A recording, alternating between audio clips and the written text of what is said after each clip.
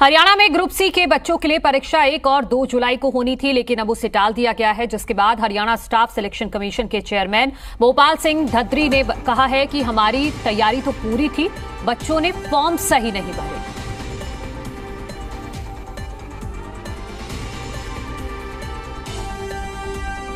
Haryana staff selection commission की ओर से 1 और 2 जुलाई को जो ग्रुप सी के 12 ग्रुपों की परीक्षा होनी थी उसे पोस्टपोन कर दिया गया है। क्या कारण रहा पोस्टपोन होने का और परीक्षाएं अब कब होंगी, नई तारीख कब आएगी, इस पर जानकारी देने के लिए हमारे साथ हरियाणा स्टाफ सिलेक्शन कमीशन के चेयरमैन भोपाल सिंह धद्री मौजूद हैं। बात करते हैं। सर, पोस्टपोन की गई हैं परीक्षाएं, क्या कारण रहा पोस्टपोन करने का? 2 कारण मुख्य हैं पोस्टपोन करने के।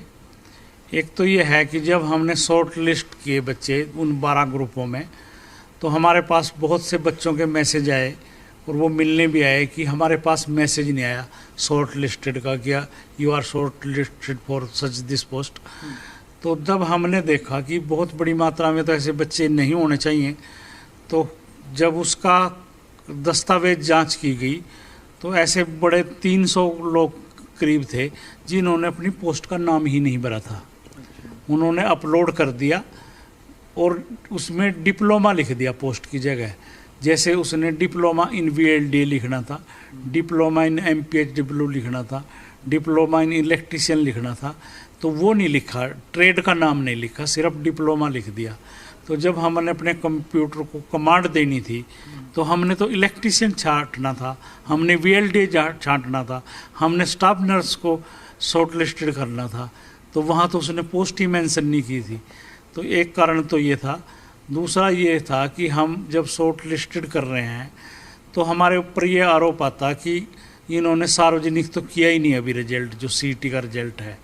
तो अभी हम इन्हें निर्णय लिया है कि आज और कल में ही हम जो CET का रिजल्ट है वो पब्लिक डोमेन में डाल देंगे कि बच्चों को एक दूसरे के नंबर भी पता हों, वरना ये इशू बाद में आता है कि इसने तो सोशो इकोनॉमिक के नंबर फेक ले लिए, इसने यहाँ पे झूठ बोला।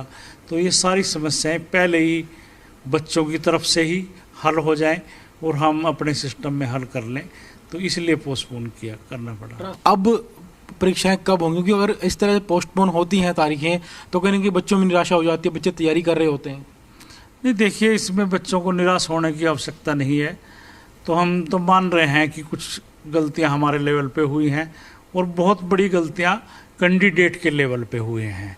वही कैंडिडेट फिर कोर्ट तक जाते और हमारी सारी उसको चैलेंज करते, तो हमने सब चीज़ें पहले ही दुरुस्त कर लेनी चाहिए।